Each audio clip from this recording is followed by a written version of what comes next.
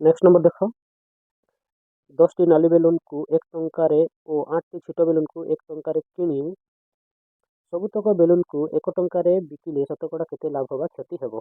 Okay एठी 10टी नाली balloon अछि 10टी नाली बेलून ताकू केते टंकारे से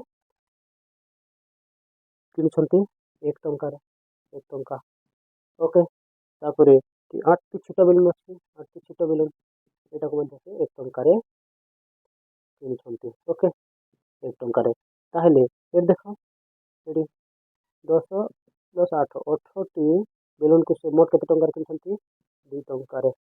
ओके तापरे ए 18टी बेलून को ये 18टी बेलून को से 1 टंकारे बिक्री करछंती ताहले लाभ होइते ना क्षति होइते 2 टंकारे किणी 1 टंकारे से बिक्री करछंती ताहले क्षति होइते अधिक टंकारे किणी कि कम टंकारे बिक्री करछंती ताहले क्षति कत होइते 2 - 1 माने 1 टंका बुझिला। ताहले शतकड़ा केते लाभ होगा क्षति होइते देखो शतकड़ा क्षति होइते शतकड़ा क्षति समान एठी क्षति बाय किणा दाम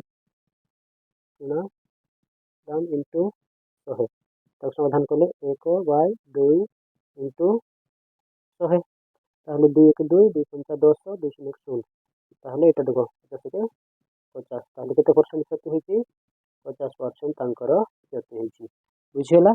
डाउट क्लियर।